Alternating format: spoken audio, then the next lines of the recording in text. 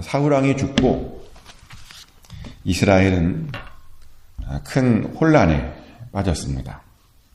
그리고 다윗도 역시 어떤 패닉 같은 거에 빠졌습니다. 왜냐하면 사울왕의 죽음이 너무나 갑작스러운 그런 죽음이었기 때문입니다. 그래서 다윗이 이제 무엇을 하면 좋을지 하나님께 물어보게 되죠. 물어보았더니 하나님께서 헤브론으로 올라가라고 말씀해 주셨습니다. 그래서 다윗은 그와 함께한 모든 사람들을 다 데리고 헤브론으로 올라가게 됩니다. 다행히 이번에 올라갈 때는 더 이상 생명의 위협을 느끼지 않고 평안하게 헤브론에 올라갈 수 있었습니다. 이제부터 평안하게 살게 된 것입니다. 근데 그 평안이요, 얼마 오래 가지 못했습니다. 왜냐하면 갑자기 유대 사람들이 몰려오더니 다윗에게 기름을 부어주며 그를 왕으로 삼았기 때문이죠. 왕이 된 겁니다, 갑자기. 어떤 사람은 이것이 평안을 깨는 것이냐라고 말하기도 합니다. 근데 이게 평안이 깨는 게 맞는데요. 왜냐하면 지금 다윗이 이스라엘 전체의 왕이 된 것이 아니라 유다 족속만의 왕이 된 것이기 때문입니다. 그 말은 또 다른 어딘가에 또 다른 왕이 존재한다는 그런 뜻이기 때문입니다. 정말 다른 왕이 있었죠. 사울 왕이 죽고 그 밑에 있던 아브넬이 사울의 아들인 이스보셋을 왕으로 세워서 마하나임의 새로운 왕국을 만들었기 때문입니다.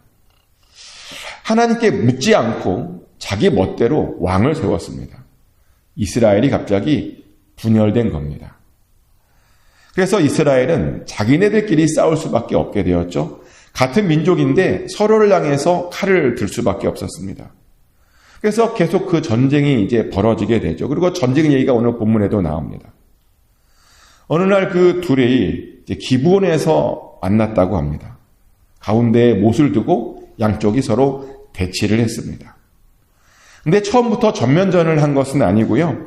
양쪽에 12명을 뽑아서 서로 먼저 싸움을 시작합니다. 근데 그 12명씩 붙은 그 싸움이요, 굉장히 치열해서 서로 머리를 잡고 서로 상대방의 옆구리를 찌르고 그래서 일제히 다 쓰러졌다라고 말합니다. 12명이요 다 죽었다라고 하는 겁니다. 그래서 그것을 보고 서로 격분해서 이제 본격적으로 전쟁을 시작하죠.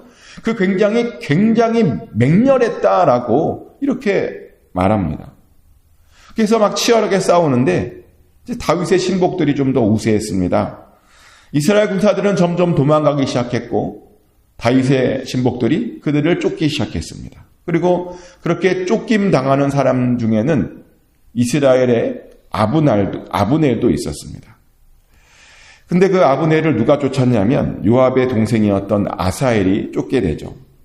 마침 아사엘은 정말 달리기를 잘했습니다. 들로르같이 잘 뛰었다라고 말합니다.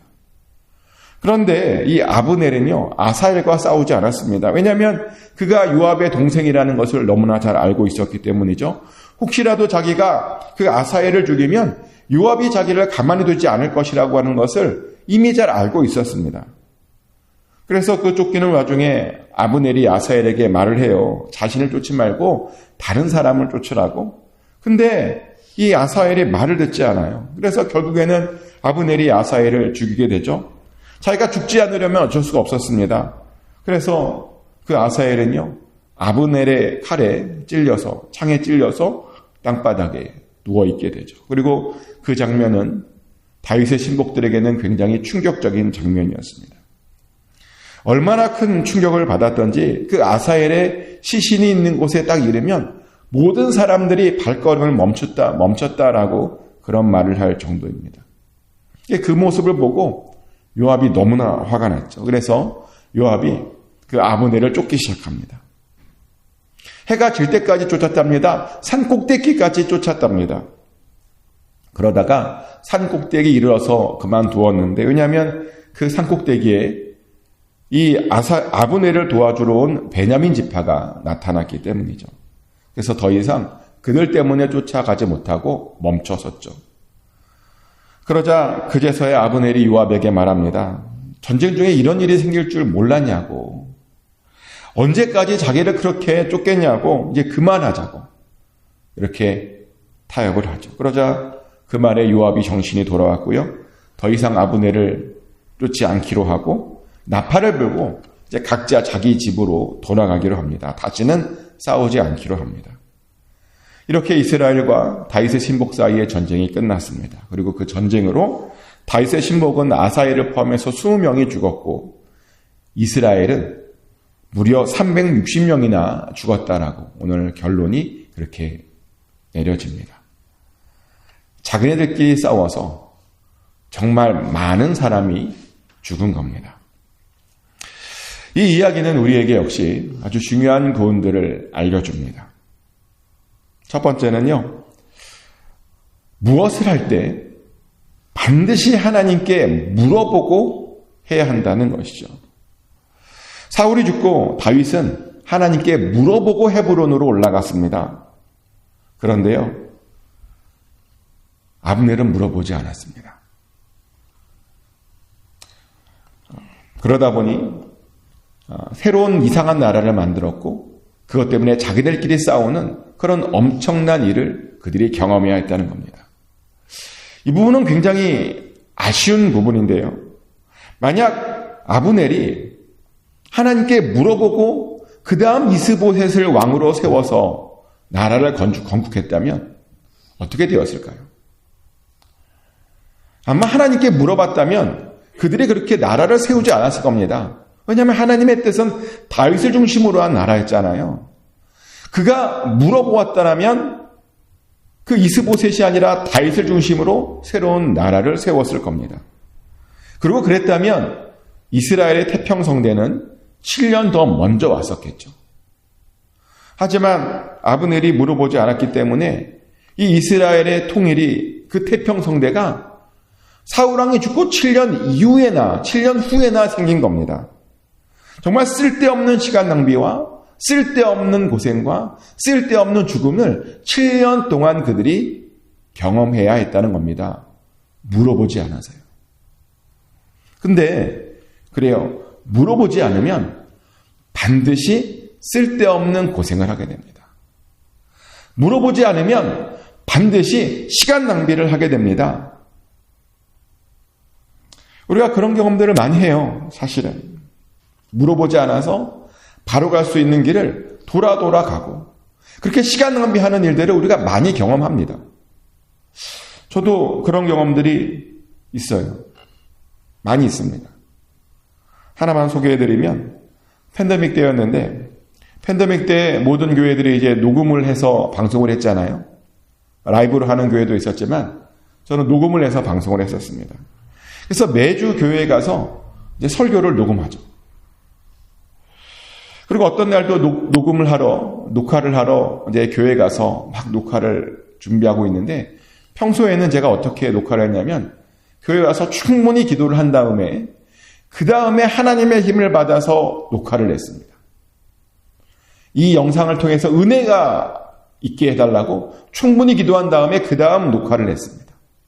근데 그날은요, 바쁜 일이 있어서 기도를 하지 못했어요. 빨리 녹화를 하고 가야 하는 상황이 되었습니다. 그래서 기도하지 않고 빨리 녹화하자고 와서 열심히 녹화를 했죠. 열심히 녹화를 했는데 녹화가 다 끝나고 이제 30분이 넘게 거의 1시간 걸려서 녹화를 하는 거거든요. 열심히 녹화를 했는데 가보니까 제가 녹화 버튼을 안 눌렀어요. 1시간 넘게 다 뭘 했는데 그래서 그 바쁜데 다시 해야 했습니다. 녹화 버튼을 안 눌러서.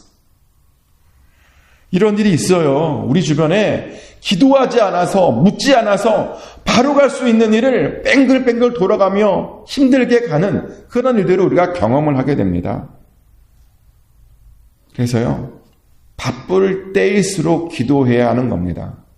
중요한 일일수록 기도해야 되는 겁니다. 묻지 않고 가면요, 반드시 오히려 더 시간 낭비를 하게 된다는 겁니다. 근데 이스라엘이 그랬어요. 묻지 않아서 지름길이 아니라 돌아갔습니다. 7년을 더 고생해야 했다는 겁니다. 또 이야기를 통해서 우리가 알게 되는 것은 어떤 때는요, 지나친 열심이 오히려 우리들에게 해가 될 때가 있다는 것이죠. 아사헬은 되게 달리기를 잘했어요. 자기의 빠른 발이면 아브넬을 충분히 잡을 수 있다고 생각했습니다. 그래서 그 빠른 발을 가지고 정말 열심히 아브넬을 향해 돌진했습니다. 최선을 다해서 정말 열심히 아브넬을 잡으려고 노력했습니다. 근데 그 열심이 오히려 그를 죽음에 이르게 했다는 겁니다. 이런 것을 보면요, 모든 열심들이 다 좋은 것이 아니라는 거죠. 빨리 가는 것이 좋은 것이 아니라는 겁니다. 빨리 가는 것보다 더 중요한 건 뭐냐? 나의 페이스를 유지하고 끝까지 이 길을 완주해내는 것, 그것이 더 중요한 겁니다. 예전에 어떤 선배 목사님들과 이런 문제를 가지고 좀 깊이 이야기를 나눴던 적이 있습니다. 그분들은 목회에서 완전히 은퇴하신 그런 분들이셨는데요. 그분들이 저에게 귀한 말씀을 해준다며 여러 가지 이야기를 해줬는데, 그 중에 어떤 말씀도 해줬냐면, 충분히 쉬어가면서 사역을 하지 않으면 나중에는 강제로 쉬어야 된다라는 말씀을 해주셨어요. 이해되세요? 충분히 쉬어가면서 내가 일을 하지 않으면 나중에는 강제로 쉬어야 된대요. 그러면서 어떤 이야기를 해줬는데, 어떤 목사님이 계셨대요. 그 목사님은 목회에 최선을 다해서 하셨답니다.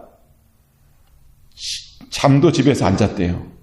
교회당에서 밤을 새서 기도하면서 그렇게 기도하고, 또 성도님들을 돌보느라 밤낮을 쫓아다니고 휴가 한 번 가지 않고 그렇게 최선을 다해서 정말 열심히 사역했는데요. 근데 그러다가 큰 병에 걸리셔서 강제로 병원에서 휴가를 가졌답니다. 강제로. 내가 원해서 휴가를 가진 것이 아니라 강제로요.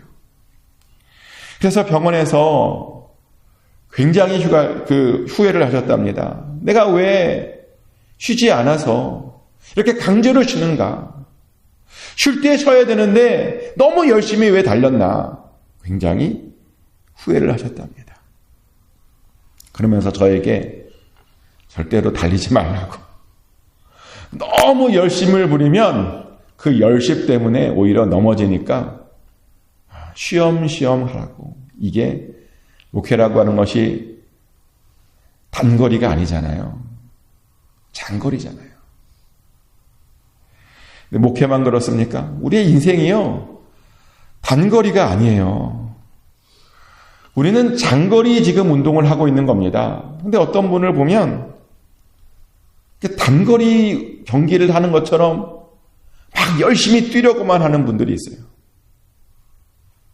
쉬지 않고 뜁니다. 그러다가 완전히 번아웃 되어서 교회에서 1년 정도 봉사했더니 완전히 번아웃 되어서 그 다음부터 교회를 안 도는 사람도 있어요.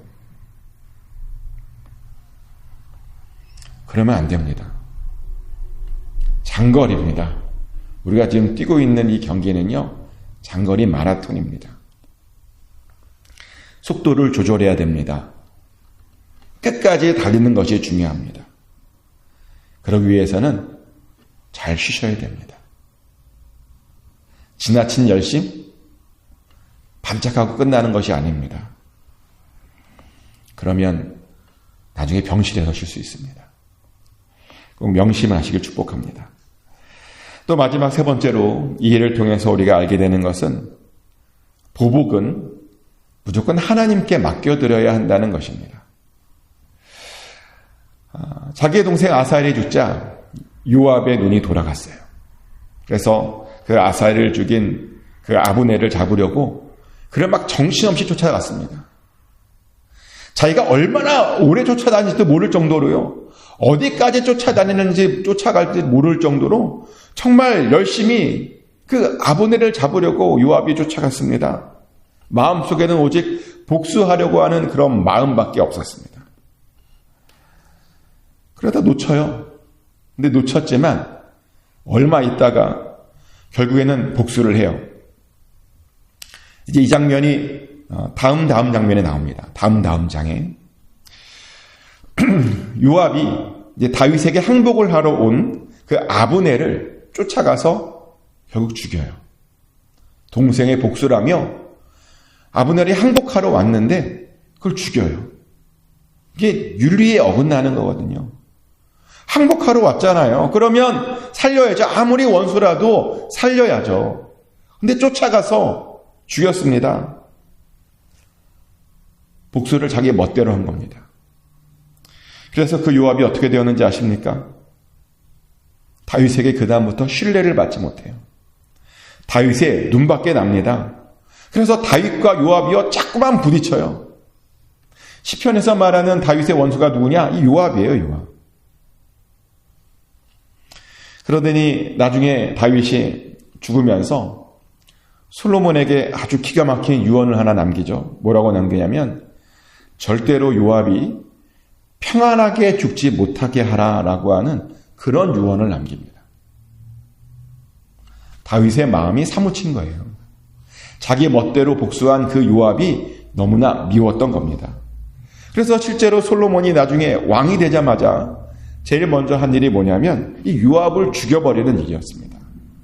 아버지의 유언대로 요압을 죽여버려요. 그래서 요압은요 정말 말년에 너무나 비참한 최후를 당하게 됩니다. 복수한 것에 대한 대가를 그렇게 받은 것이죠. 근데 왜 그렇게 죽었다고요? 자기 멋대로 원수를 갚았기 때문입니다. 원수는 하나님께서 갚아주시는 것인데 내 멋대로 원수를 갚았기 때문입니다. 우리는 절대로 어떤 일이 있어도 우리가 우리의 힘으로 원수를 갚아서는 안 됩니다. 모든 원수는 하나님께 맡겨드리는 겁니다. 그래야 제대로 원수를 갚을 수 있고 또 그래야 그것에 대한 부작용이 없습니다. 내가 갚으면 부작용이 있거든요. 근데 하나님이 갚아주면 절대로 부작용이 없다는 겁니다. 저는 그랬던 것 같아요. 목회를 하다 보면 정말 이상하게 까닭 없이 목회자를 괴롭히는 사람들이 많아요. 모르셨죠? 목회를 하다 보면 괜히 목사들에게 시비를 걸고 괜히 목사들을 괴롭히는 그런 사람들이 정말 많습니다. 그리고 목회자를 괴롭혀도 목회자들이 이렇게 못하잖아요, 뭘. 억울한 일을 당해도요, 이렇게 못합니다. 그걸 알고 일부러 괴롭히는 사람들이 정말 많습니다. 그래서 어떤 때는요, 너무나 억울하고 너무나 눈물을 나는 일들이 있죠. 근데 그럼에도 불구하고 보복은 하지 않습니다. 보복을 우리가 하는 게 아니잖아요. 그래서 하나님께 하소연을 해요. 기도하면서 하소연을 합니다. 그러면 정말 신기하게도 하나님께서 얼마 있다가 그 억울함을 풀어주시는 경우들이 많습니다. 저 대신 원수를 갚아주십니다. 그 억울함을 신원해 주십니다. 근데 저에게만 그렇지 않아요. 여러분도 그 억울함을 하나님께 맡기잖아요. 다 신원해 주십니다. 하나님께서 갚아주십니다. 그래서 믿음의 사람들은 절대로 자기가 원수를 갚지 않습니다. 원수 갚으면 내 손만 아파요. 때리면 그 사람만 아픈 게 아니에요. 내 손도 아파요. 우리가 갚을 필요 없습니다. 맡기시면 됩니다. 하나님 살아계시잖아요. 하나님 살아계신데 그 억울함을 그냥 보시겠습니까? 갚아주시지. 억울한 일이 있다고 절대로 실망하지 마시고 하나님께 맡겨드리십시오. 축복하는 것은 꼭 잘 맡겨드리셔서 하나님 안에서 정말 하나님만이 주시는 평안을 꼭 누리시기를 예수 그리스도 이름으로 축복합니다.